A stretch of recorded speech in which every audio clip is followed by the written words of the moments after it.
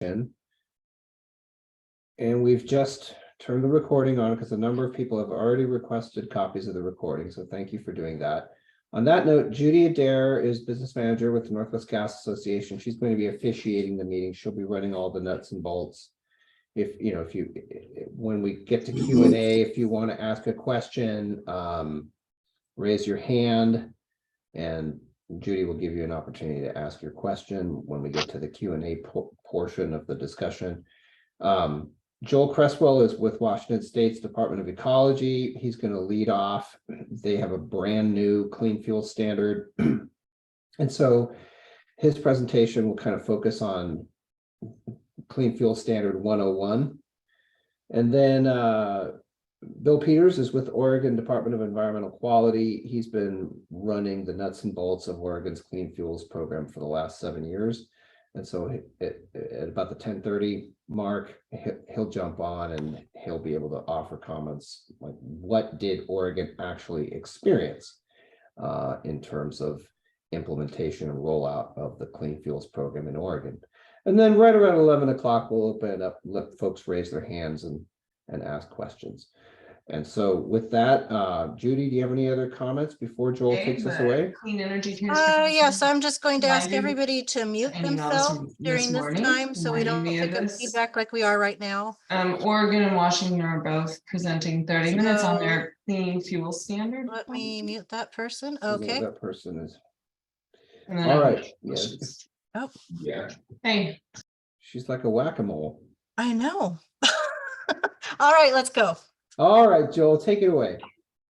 All right. Thanks, everybody. Good morning. At least it's morning if you're joining us on the West Coast. So I'm Joel Creswell. I'm the Climate Policy Section Manager at the Washington Department of Ecology, and I oversee the team implementing the Clean Fuel Standard.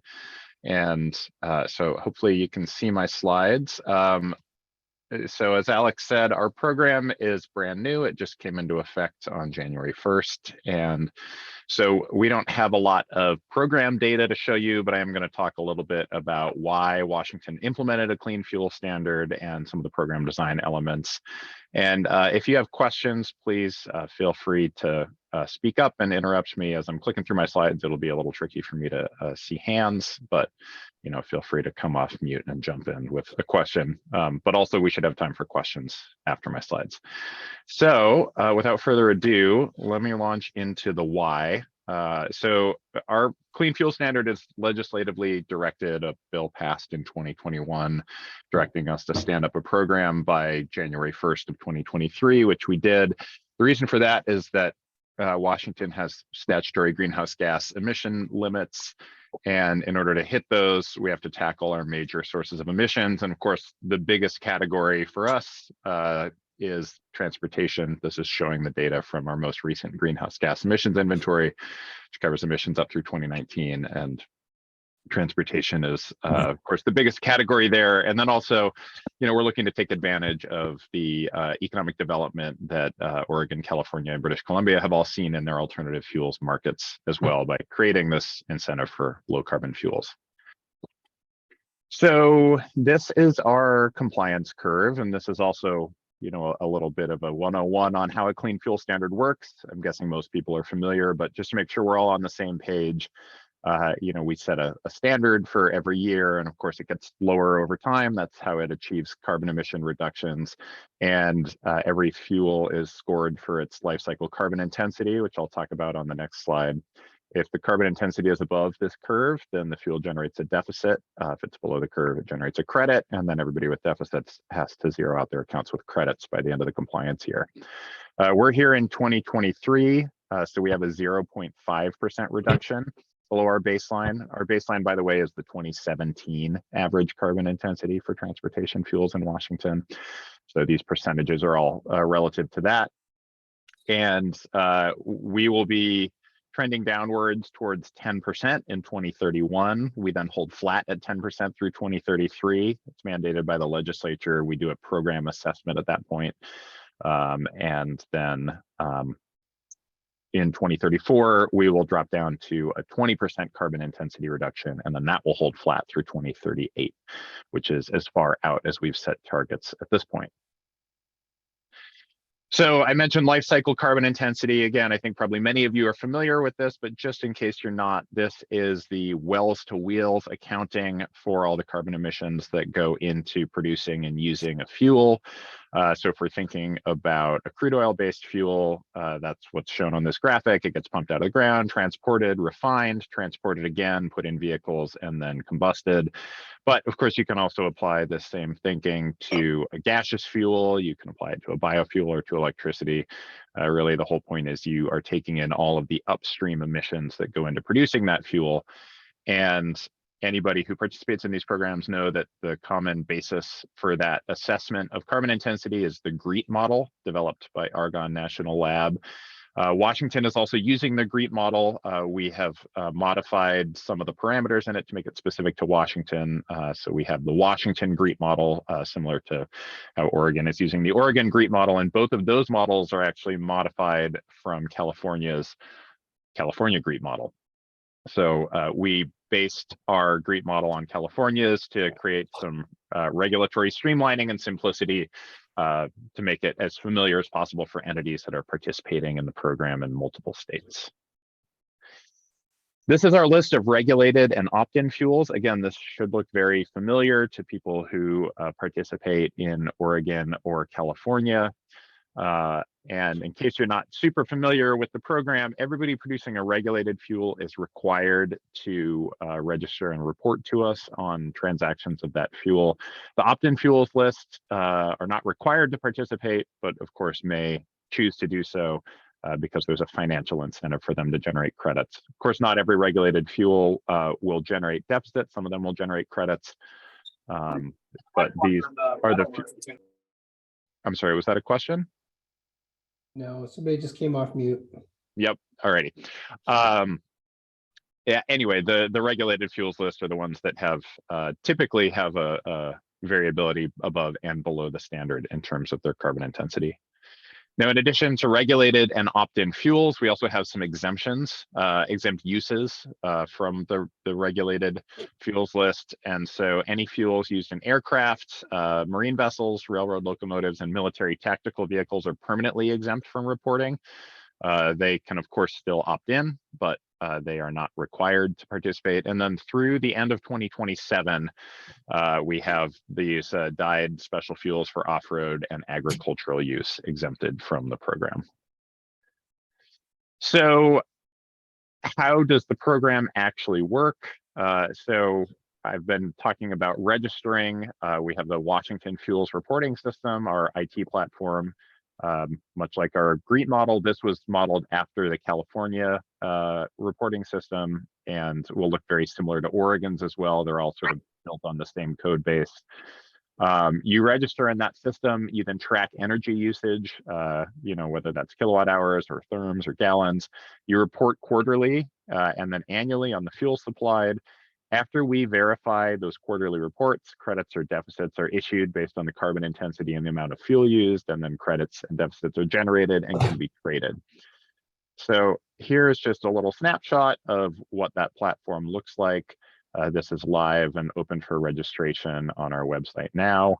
And I imagine many of you have already registered and we're processing those account approvals. And just in case you are less familiar with the Clean Fuel Standard, not everybody has to go through this process themselves. You have the option of hiring an aggregator or a broker to act on your behalf in the program, register, report, post credits for sale, etc. So we have 3 ways that credits are generated in our program. Yes. We did have one question. Is the Washington GREET model publicly available? Yes, it is. So I have our web address at the end of the slideshow, but I can tell you it's ecology.wa.gov/CFS. And yep, you will be able to download the Washington GREET model from there. Great, thank you. Of course. I see there's another question here. How is reporting verified? So the reporting will be verified by our staff in-house. So Oregon and California both use third-party verifiers. That's an option that we have for the future. It's not something that we covered in this initial rulemaking. So this will be our staff going through the reports that have been submitted and checking to make sure that the records that are submitted match up with what's being reported. And then we have a couple of quality control measures. So, you know, we are getting fuels data from multiple independent sources so that we can do a certain amount of cross-checking just to make sure that the reports that we're receiving are accurate. Hopefully that answers that question, but chime in if I didn't. And I'm gonna keep on going through this slide and talk about how credits are generated in the program. The main way that credits are generated is by fueling a vehicle or a vessel. That'll be the vast majority of crediting, but our program also has provisions for capacity and advanced crediting. Capacity crediting is something that exists in California, but not in the Oregon program. This is a way to incentivize early build out of infrastructure for electric vehicle fast charging and hydrogen refueling. And the notion is that if you install a DC fast charger or a hydrogen refueling station in the earlier years of the program, you can receive partial credit for available capacity of that infrastructure, even if it's not used. So basically what we do is we look at the total capacity of that infrastructure to dispense fuel. We subtract off the fuel actually dispensed, and then we give partial credit for that unused capacity. They're of course getting more credit for the fuel actually dispensed than they get for the capacity that's unused, but giving a guaranteed rate of return on that unused capacity is a way to help de-risk that investment and get that infrastructure built out early in the program, and then this provision sunsets in the later years. Advanced crediting is something that was legislatively directed in our program, and this is something that allows public entities to borrow against future credit generation to fund current conversions or vehicle or vessel purchases. And so this Washington State Ferry here is a great example. Our ferry system is working to electrify their whole fleet. They could choose to apply for advanced credits. They would pick a defined period of time over which they wanted to borrow against their future crediting, and they would submit an application to us saying, okay, we think we could generate X number of credits in Y number of years. We would issue those credits up front. They could then sell them and use that revenue to help fund their vessel purchase or conversion. And then they would have to pay back the advanced credits with actual crediting over time. And this is a provision Oregon has. So if you want to know more about how it works, I imagine you could ask Bill. We also have some really important equity provisions built into our program. These focus mostly on how electric utilities spend their credit revenues. We are fairly directive towards electric utilities, less directive towards other alternative fuel providers, again, directed by statute. So electric utilities are required to invest 30% of their credit revenue in transportation electrification projects in overburdened communities. And I'm showing here just a snapshot of our Washington environmental health disparities map. This is one tool that we use to help identify where overburdened communities are. On top of that 30% that utilities have to invest, they're also encouraged to invest an additional 50% of credit revenue in expanding access to zero emissions transportation. And we are working with our partners at the Washington State Department of Transportation to determine eligible project types. Okay, I see there's another question in the chat here from Michael. Is ecology limiting advanced crediting to public entities at this point, or opening it up to private entities as well? Michael, it is limited to public entities, and it's limited further than that, and this was by the legislature, to entities that are funded in an Omnibus Transportation Appropriations Act. Of course, as you know, transportation appropriations bills are huge and sprawling, and end up funding many, if not most, public entities in the state. But that was the language that our legislature gave us for this advanced crediting provision. All right, so moving on, I just wanted to talk a little bit about fuel pathways. So if you're less familiar with the Clean Fuel Standard, fuel pathways are basically just certified carbon intensities for specific fuel production processes. And we divide these up into tier 1 and tier 2 pathways. Tier 1 pathways can be submitted via a simplified calculator.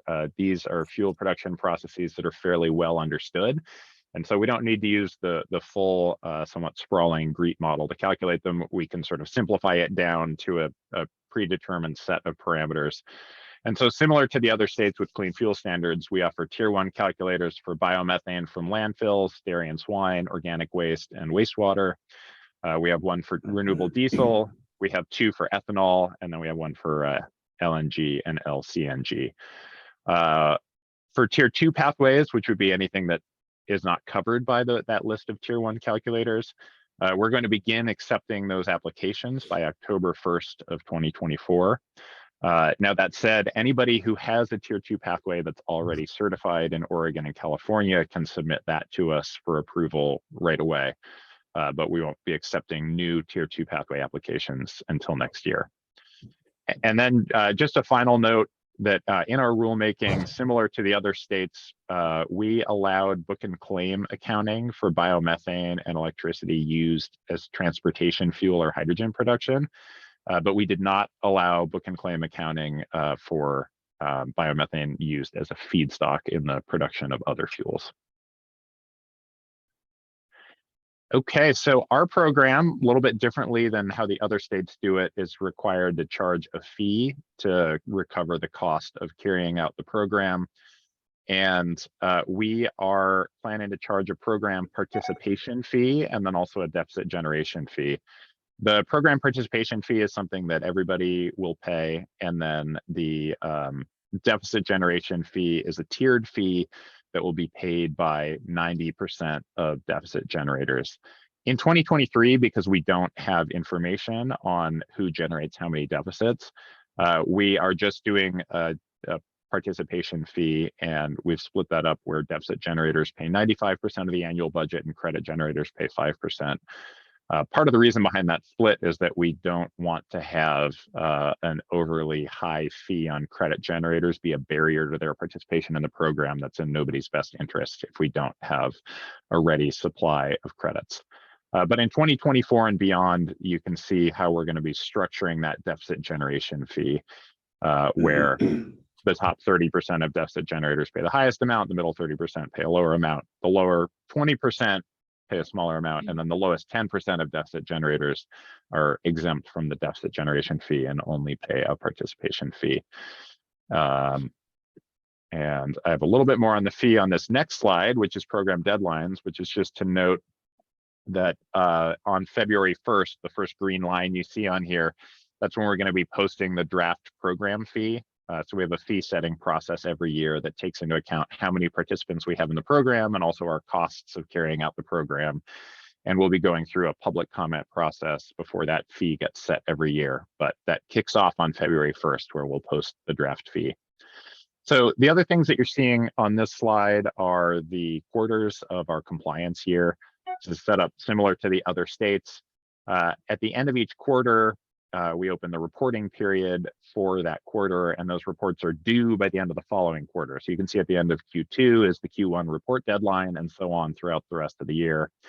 And then on April 30th, there is an annual report deadline, and this is when entities have to demonstrate their compliance, meaning if they have deficits, they need to retire credits to demonstrate that compliance. As our program is in the startup phase, we have deferred. Sounds like somebody needs to mute their line. We're getting a little feedback. The organization, and then kind of. Can you please mute? And kind of hand it over to you, what, you know, Good grief. these are, so. Okay, thank you. So what that means is that in 2023, although we will still have all of these reporting deadlines, including the annual reporting deadline, the compliance obligations from 2023 are, somebody still needs to mute there. Might be Natasha Jackson. Who's the dealer? It's the same person, whoever it is. Maybe we'll just ask for that. Yeah. I Connection. don't know if it's possible for somebody with admin privileges to mute that line. Well, all right, we'll just intros then. Judy, can you please mute that person? All right, I think we got it. Thank you. It's done. Thanks so much. Anyway, compliance obligations from 2023 are deferred until the end of 2024. So although we will have everybody file their annual reports on April 30th of 2024, for 2023, the compliance obligations from 2023 don't have to be met until April 30th of 2025. And that's a first year only thing. After that, compliance obligations will be due after each compliance year in which they're incurred. And then just one final note, this is less of an immediate thing and more of a long-term thing that we are monitoring. In our statute, the legislature wanted to make sure that the Washington Clean Fuel Standard was incentivizing in-state biofuel production. Of course, we all know that clean fuel standards are fuel and technology neutral. And so, you know, we treat fuels based on their carbon intensity, not based specifically on where they're produced, although we take transport distance into account. But the legislature did put in this language that requires us to monitor and make sure we hit these benchmarks of at least 60 million gallons a year of in-state biofuel production capacity. Sorry, that's expanded or new capacity. At least 10 million gallons of that has to be in a new facility. The rest could be in expansions of existing facilities. And then on top of that, we have to see a 15% increase in biofuel production using Washington feedstocks. So that's something that we're closely monitoring. We have not actually yet come up with the specific metrics that we're going to use, but we are keeping track of all of the new project proposals that we think would help us assess these benchmarks. And with that, I'm at the end. So I think we have just a few more minutes before it's time to hand over to Bill if there are any questions. Questions, raise your hand and Judy will give you an opportunity to. Whoa, here we go. Can you define new facility, for instance, if we add biogas scrubber to generate biofuels in a new facility? Yeah, that's a great question. So that's something that we will be defining as we lay out the criteria for assessing against those 2028 benchmarks, which is not a process that we've started yet. That's something that we are planning to start later this year and wrap up by early next year. So stay tuned on that. Something that is clearly very important, but we have a lot of more urgent startup concerns, and since this is not due until 2028, it's on a slightly more delayed timeline. Okay, and I think this is a follow-up to that, even though that is part of an existing system. Yeah, again, you know, we will have to determine how we're going to account for that. So, you know, there are all kinds of things that people can do to existing systems that, you know, I think could potentially be viewed as expansions of biofuel production capacity. And so, you know, we're going to actually need to take the time to analyze what's going on and analyze the policy and figure out how we're going to assess it. Okay. Will there be increased grant funding to help get new biofuel facilities off the ground? Not as part of the Clean Fuel Standard itself. You know, that said, we are just in the beginning of our legislative session in Washington, which runs from January through March or April, depending on the year.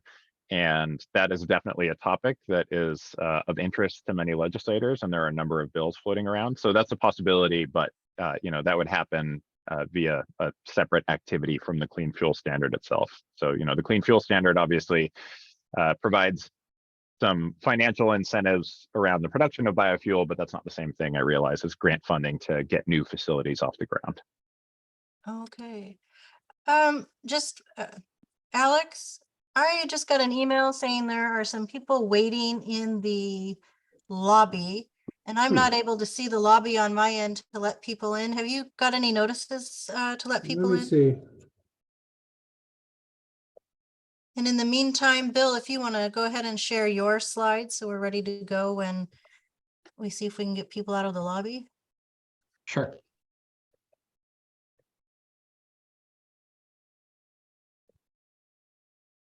I'm not seeing anything here. I'll continue to look. Okay. Hopefully you guys can see my slides now. Yes, you are up. And I'm going to go ahead and mute and let you start, Bill, and I'm going to try to help Alex out here and get these other people in. Gotcha. Okay, well, thanks everyone for having me. I am the market analyst on the Clean Fuels program at Oregon DEQ. And I've been working on the program since 2016 at this point.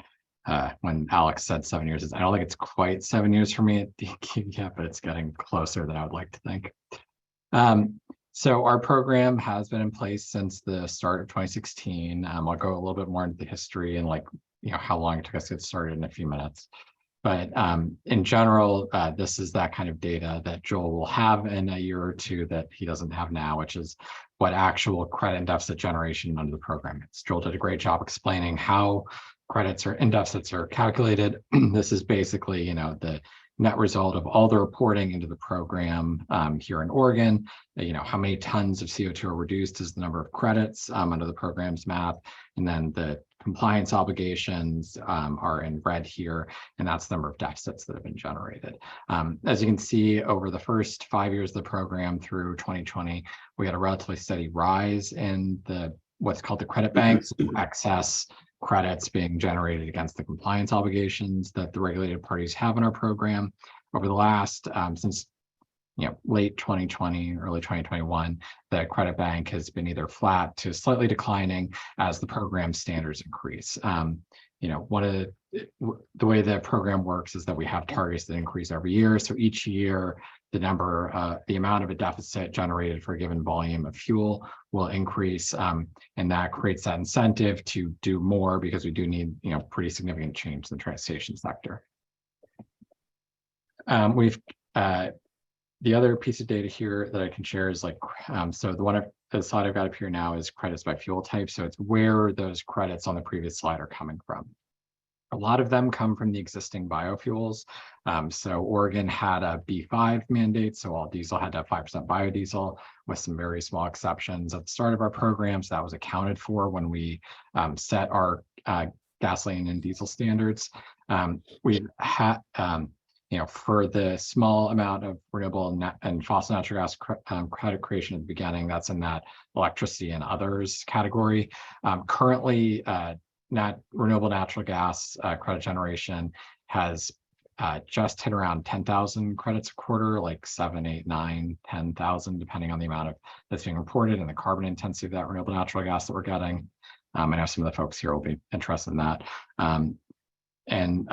But the vast majority of credits we have at this point are from either the biofuels or the increasing share, and why that blue area of this bar graph is increasing is just the ongoing deployment of more electric vehicles on Oregon's roads. The number of natural gas vehicles in the state has been relatively steady over time, so we haven't seen a huge uptick in the amount of fuel use there. It's really just either more complete reporting of those vehicles or the switch from fossil natural gas, which generates a small amount of credits and will become a regulated fuel over the next couple of years as it becomes the carbon intensity standard for diesel goes lower than the carbon intensity of fossil natural gas, then will become regulated fuel, and we'll start generating deficits in our program. The other thing I can point out here that is the credit prices that we have. So our credit prices are on a per ton basis. So that green line is the value of the credit prices of the credits in our program. And then the blue bars in this graph are the number of credits that get traded transferred every month. The credit price has been relatively steady over the last few months. It's basically hovering just below $120 a ton. And part of that is just, the normal way this program works. So as you aren't as familiar with it, credit generators generate credits. They then sell those credits to parties that have compliance obligations and need those credits to come into compliance. So we don't directly set the credit price here. It's really, we let the market do that. We do have a credit price cap up in the around $230 a ton, I think, this year. We haven't done the calculation for the next one. We'll do that early next month once we have the inflation data from the full of last year, because we adjust the credit price cap for inflation every year. So we've got a healthy market. It has been trading regularly, and folks that generate credits are getting paid for those credits that they generate. In terms of what that means for fleets and folks who are generating those credits, What I've got here are basically translating $120 per ton into the amount you would get in terms of credit value per therm. For landfill, renewable natural gas going into, a refuse truck that's a natural gas vehicle, it's about 42 cents a therm. If it's a dairy renewable natural gas that gets issued a negative carbon intensity score because of the methane reduction, it's more like $2.95 a therm. For all of these estimates, I used kind of a rough carbon intensity value. The actual carbon intensity of the fuel will vary, so these values will vary. Also, the credit prices themselves will vary. So these are just kind of like rough estimates for you guys to see. Grid electricity, it's about 7 cents per kilowatt hour in a light duty vehicle, about 14 cents per kilowatt hour in a heavy duty vehicle, which does mean that in areas of the state that have cheap electricity, or even if it's heavy duty vehicle in an area like mine in the state, which isn't as cheap electricity, the credit value goes towards most of the fuel cost for a lot of these vehicles. And then even more if you're matching the renewable electricity into those electric vehicles. The program also includes hydrogen. We don't have a lot being reported. We just have some that's currently being reported for forklift fleets in Oregon. The credit value is currently around, $1.50 a kilogram for hydrogen. And that's not like a, zero carbon hydrogen or super low carbon hydrogen. It's more of a, middle of the road hydrogen CI value that we use for that calculation. Bill, we have a question down here in the chat. Just to confirm, the credit prices for various fuels you are showing are included RFS, RINS, correct? Yes, then- these are just the credit values from the Oregon Clean Fuels Program, not including any values from tax credits or the federal renewable fuel standards, renewable identification numbers. So yes, the value for those projects would be greater when you factor those credits in. One thing that I'll mention here that I was going to mention later, though, is that I know a number of the folks here are fleets. If you're dealing with a renewable natural gas producer, it's likely that you would be splitting the value between yourself and them on who gets what amount of the value from our program and the federal renewable fuel standard. It's different with the electricity version of this because especially for grid electricity, you're just the credit generator is solely the owner of the charging equipment for non-residential charging in most cases, not all cases. So if the credits get directly generated by the fleet itself in that instance, so you would get all of that value. But I mean, one thing I'll point out, especially with like the, for the natural gas fleets there are some public fleets. The example I'll point to is Chariots, because this is all in the public record, where Chariots is being paid to take renewable natural gas. Like they get, if I'm remembering the contract documents right, and this was like 2 years ago, and my memory is never perfect, so Google it. They're getting paid somewhere north of $200,000 a year for the renewable natural gas that their buses use down in Chariots is the public transit fleet for the Salem-Keizer area in Oregon. So there is a clear incentive, and it does create a good revenue stream for a public transit agency like that. Okay. And do you have a sense of how the launch of Washington's program is going to impact the availability and pricing of renewable diesel in Oregon? That's a good question. I don't have a crystal ball. I think it will help. I think in the long run, it will help with availability. The Pacific Northwest fuel markets operate as an integrated system. Oregon has no petroleum refineries. 90 to 95% of our diesel and fossil gasoline comes from the refineries in Joel's jurisdiction. We have something like 250 to 300 million gallons per year of fuel that gets imported into Oregon and gets re-exported in Southwest and Eastern Washington. So having both programs here, I think, will make some of the logistics and handling around the renewable diesel for the larger fuel partners and renewable diesel producers easier. I think the other thing I would just point out is that we've got relatively stable credit prices, which should help. I don't know, mostly when I hear about pricing for renewable diesel in these kind of contexts, it's, I've gotten calls from fleets in Washington in previous years about complaining to me basically about, why they have to pay 40 cents a gallon more for renewable diesel in Washington, or the fuel distributor from Oregon will deliver it to them, but it's 40 cents a gallon more because Washington at that point didn't have a clean fuel standard. So hopefully I get somewhat fewer of those calls over the next year or two. All right, that's all questions for now. Okay.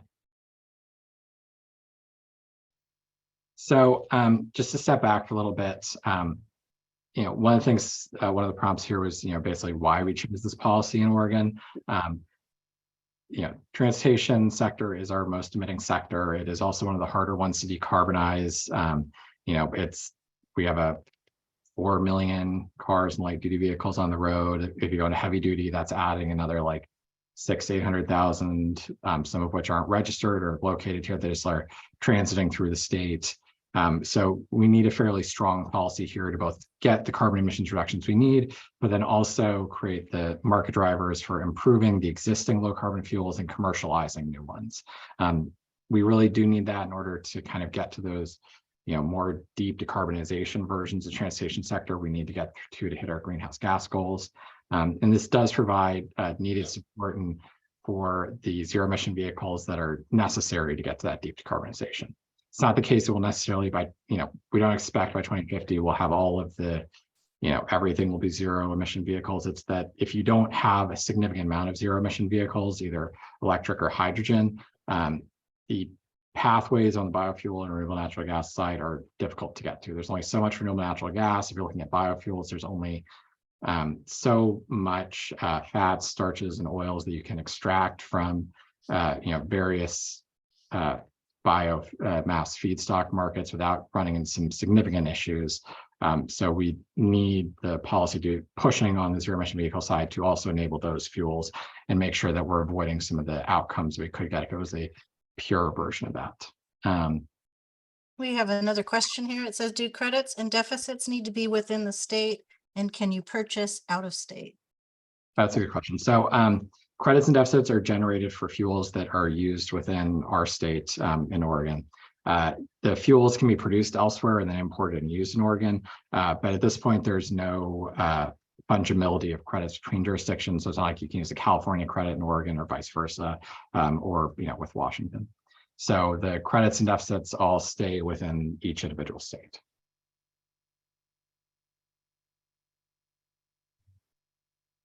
There are no other questions at this time. Yeah. So we're going to take a longer path than Joel did on getting a program launched. We originally had a bill in 2009 that authorized the adoption of this program. We're called a Clean Fuels Program, like the underlying policy architecture for us is the low carbon fuel standard. I kind of use them interchangeably. It had a sunset clause, and also the bill was passed right as the Great Recession was occurring, and so the state decided not to immediately implement the program. It went through a long study phase. We implemented reporting only rules. And then the legislature in 2015 removed the sunset clause and directed DEQ to fully implement the program, which we then did in 2016. In 2017, we were working on some cost containment elements that then got wrapped up into a larger transportation package that the Oregon legislature was passing. So the 2017 bill both rewrote our statute in ways that are just mostly like making it a little bit easier to read and a bit better organized, but also modified and added cost containment measures in the program, like that credit price cap that I mentioned a little bit ago. And I do have a question from Michael about, do I have a sense of why Oregon's credit prices remain so stable compared to California's? So in general, I will not make forward-looking statements on credit prices. I'm a market regulator. One of my responsibilities and DEQ's responsibility here is to regulate the market. So, we don't really opine on where credit prices will go. What I've heard from market analysts, right?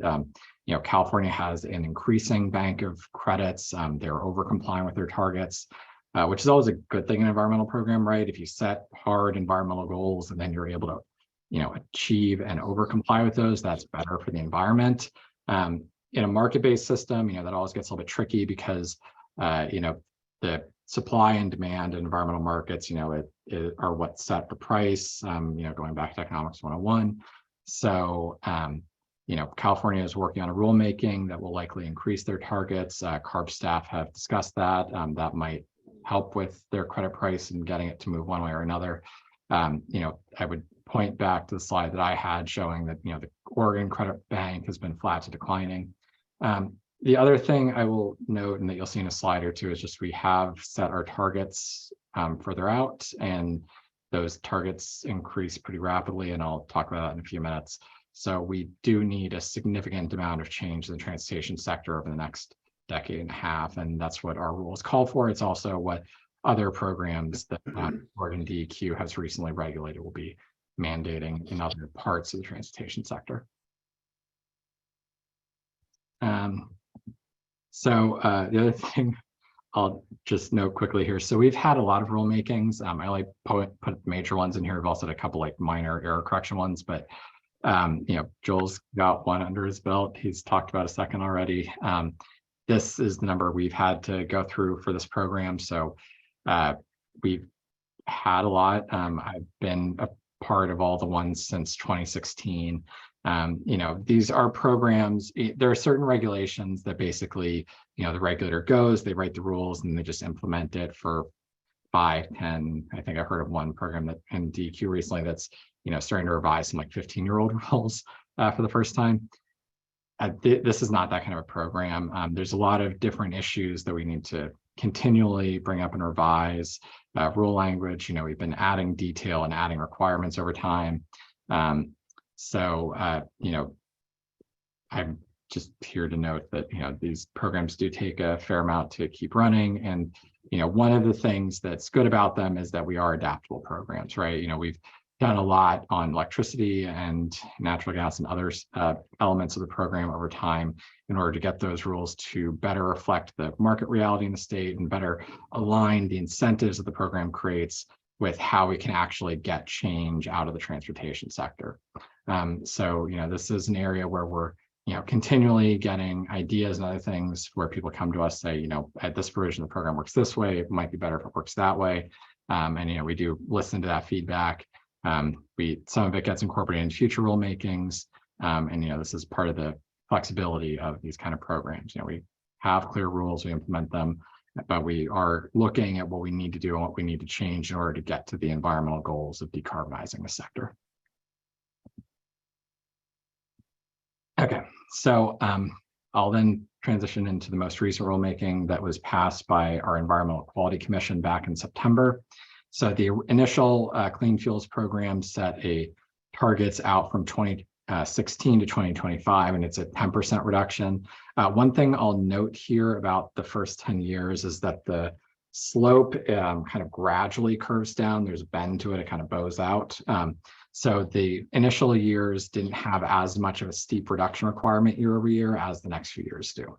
Where in 2023, the reduction requirements are going more quickly towards the 10% target in 2025. And then with the most recent rulemaking, we extended our targets out to 2035. And for any year after 2035 under the current rule, basically the 2035 standard remains in place. So kind of imagine a flat line after that with the 2035 standard. We require from 2026 to 2030 a 2% per year increase. It took us several years to get to the first 2%, but basically each year after 2025, we're requiring a 2% increase in the increase in the standard, or decrease in all the carbon intensity of Oregon's transportation fuels, and then 3.4% a year after that. Those are aggressive targets. They require a lot of change over that time period, and I'll go into in my next slide, I hope, what some of that will mean for the transportation fuel mix here. So as part of that rulemaking, we did illustrative compliance scenarios. I'm calling them illustrative compliance scenarios because, like with all forecasts, we know they're going to be wrong in some way. This is basically a way that we can get to compliance, but it's not necessarily how we actually expect compliance to play out. There's always some sort of a surprise. There's always some technology that either we don't fully anticipate getting commercialized as quickly, or that is more successful than we anticipated. So I'm just representing this as just kind of give you an idea of what that level of change looks like, because the carbon intensity targets can be a little hard to translate to on the ground stuff. So under this illustrative compliance scenario with some of the zero emission vehicle rules the state has, we expect electrification on its own to get to about a 5% CI reduction if the targets from the advanced clean cars and advanced clean trucks rules get hit. And those rules have both been passed by the Environmental Quality Commission in the last year and a half in Oregon.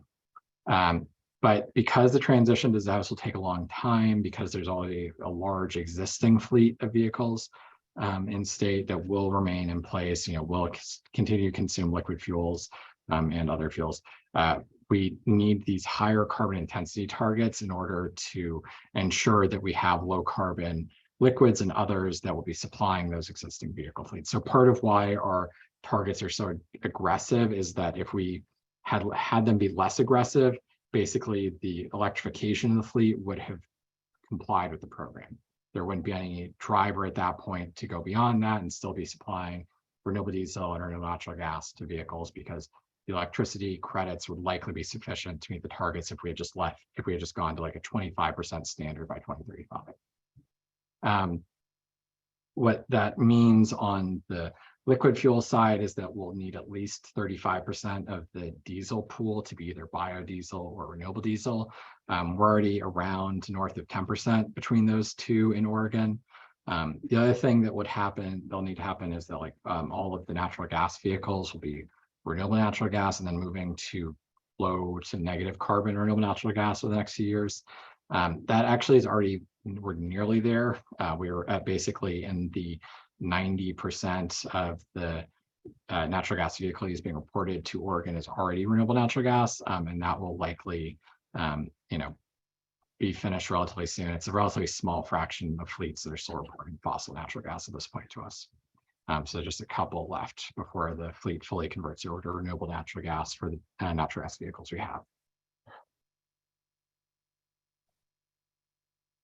Some other changes I'll note from most recent rulemaking. We allowed electric ground service equipment at airports to generate credits.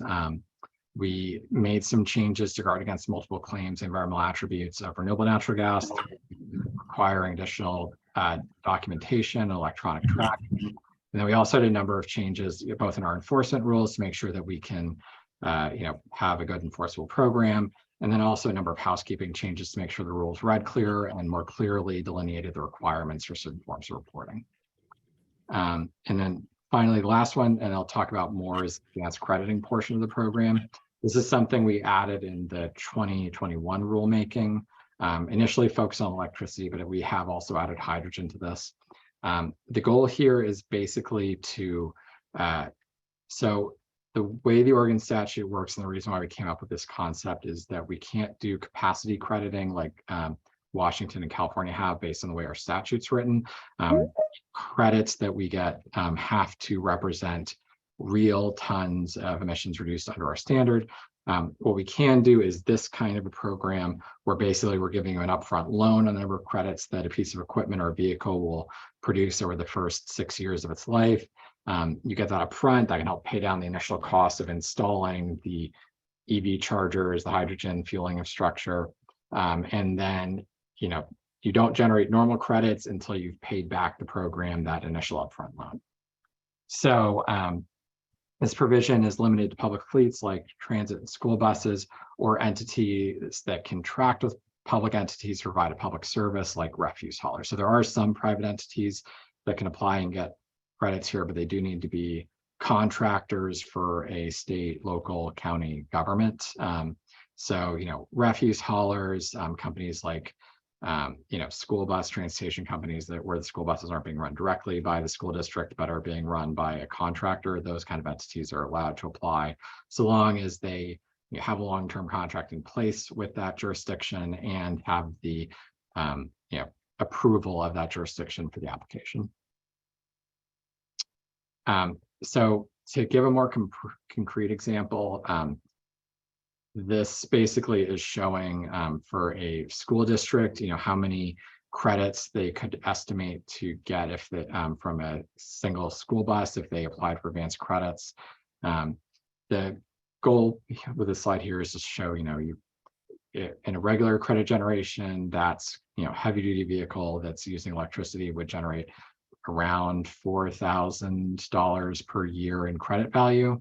And if you get that up front, it's around $26,000, which can go to help pay the incremental cost of buying the electric school bus versus, a diesel or gasoline or LPG school bus. So the purpose here really is just help buy down those initial costs for these kind of vehicles, which currently are more expensive than their internal combustion engine counterparts.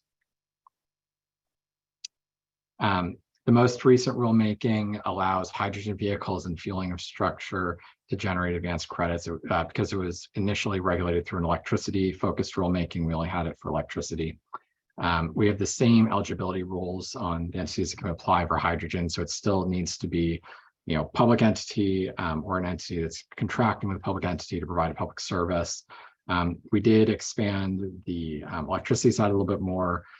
So charger owners that are where those chargers are the subject of NEVI funding from I can't remember if it's the Inflation Reduction Act or the bipartisan package last year, which one of those bills has the NEVI funding, but one of them does. I think it's a bipartisan one.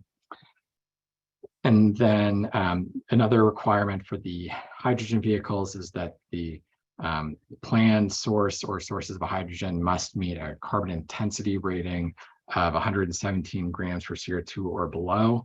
That basically means it needs to be either renewable natural gas into an SMR produced hydrogen, SMR is steam methane reformer, that method of producing hydrogen, or it needs to be a renewable hydrogen from a renewable electrolysis process. We haven't actually issued any advanced credits yet. We plan to open the first application window the early summer, late second quarter of this year. So if you're interested, please keep an eye out for us to be posting application materials and others on advanced crediting over the coming months. We have a question. Are there any credits for compressed natural gas for fleets use? Yeah, you can generate normal credits. It's not subject to the advanced crediting portion of the program, but if a fleet is using compressed natural gas, they can get a very small amount of credits now.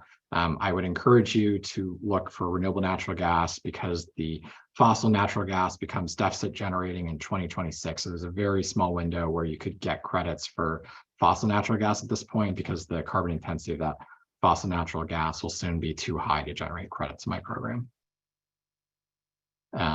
And that's why it's becoming a regulated fuel, similarly to how that's occurring in California and at some point will occur in the Washington program. Okay, and BIF? I think it's Michael chiming in that it's the bipartisan infrastructure law that was the one that's got the NEVI funding. Okay. Thanks. And with that, I think I'll just take any questions here that you guys have for me on the program, on how you participate. You've thrown a lot at me so far, but happy to take any others. All right, at this time, if you want to unmute and ask questions, please feel free to do that. This is Alex. I've got a couple of questions. I have one, I think, very straightforward question and one less straightforward question to kick things off. The straightforward question is this: what is the energy economy ratio for hydrogen fuel cell technology? And then the second question is for Joel, and it's, you mentioned that you're looking for another biorefinery in Washington State. Can you help us understand what type of biorefinery you have in mind? Is it sustainable aviation fuel? Is it renewable ethanol? Is it renewable diesel? Is it something else? So those are my two questions. So the ER for hydrogen, I'll answer since the one's with Joel. It varies depending on the type of vehicle. The ERs we have currently issued are for light duty, heavy duty hydrogen equipment, and then forklifts, and they range from around like 1.8 to 2.2, 2.4. And for folks who haven't heard of energy economy ratios, this is basically an element of the credit calculations in our program. And all it's really doing is saying how much more efficient is this alternative vehicle, alternative fuel drivetrain than what we expect it to be replacing. So if I say something has an ER of 2, what that means is that alternative fuel drivetrain is twice as efficient as a gasoline or a diesel drivetrain for the same type of vehicle. So, for the electric vehicles, the ER for light duty is 3.4 times, and that's because an electric vehicle is 3.4 times more energy efficient at, using the energy it has to, get actual propulsion than an internal combustion engine. And yeah, I'll jump in on the second part there and say, I can't give too much information on, what type of biofuel facility we're looking for. The legislature wasn't specific, and we haven't yet kicked off our process of determining how we're going to assess that. I will say the targets that were written in the statute are in terms of gallons. And so, you could read that to imply that they mean a liquid fuel facility. We're going to go through some public process on this. I think that there is justification to include a more, a broader definition than just liquid fuels. I think that would be an overly narrow read on this. But yeah, the statute, as statutes often are, is very non-specific about this. And so, we still have some work to do to determine how we're going to assess it. All right, Ryan Phillips, you have some questions? Yeah, just one. I noticed that in your analysis of how to achieve reduction targets in greenhouse gas intensity, it relies strongly upon the increased use of biofuels and renewable diesel. And as I'm sure you're aware, that there's many academic studies that suggest that over the life cycle analysis of renewable diesel and biofuels, they're actually at least as carbon intensive, if not more so, than just using fossil fuels for transportation. And so a couple of questions here. Like, one is the analysis that you're using to estimate reduced carbon intensity based upon a life cycle analysis, or just at the sort of point of use.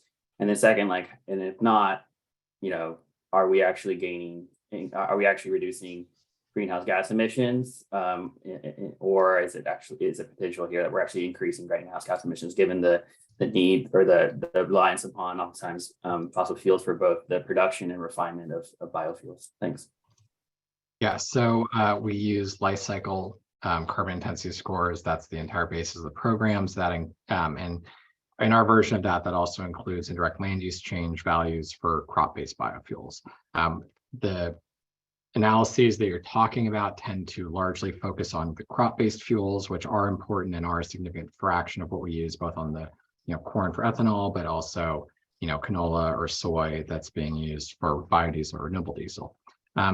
We have a carbon intensity model that we publish. We do significant and in-depth reviews with producers on that. Where there tends to be uncertainty is really around the carbon intensity scores there. If you're looking at like an aggregate jurisdictional level, especially if you're looking at like a national level program, because if you're trying to get all the way to decarbonization through biofuels, it tends to be a lot of crop-based biofuels, and then you have the potential for significant amounts of land use change where you have parts of the Amazon being converted for soybean production, or you've got peat lands in Indonesia that go to palm oil or others. Our program bans palm. We have an ongoing review of our carbon intensity models to ensure that, if we do see those land use changes, that, we would adjust the carbon intensity scores over time in order to account for that and make sure that we are hitting the climate targets. We do take that literature seriously, but there is a significant amount of disagreement there. I have seen academics cursing each other out on stage at academic conferences around this issue. There is a really significant degree of argumentation around this space, which is why we've included those scores where they have. We get as much pushback saying that the land use change values we have in our program currently are overly conservative as we do that they're, too high or too low. There's a lot of back and forth there. So we do in-depth reviews of literature there. And I guess I would just say we disagree that at the amount of biofuel that we're demanding for these programs, that we would hit those, and that we would actually be increasing more carbon. That's not the goal of the program. We wouldn't allow that. So we do spend a fair amount of time in our reviews making sure that doesn't happen.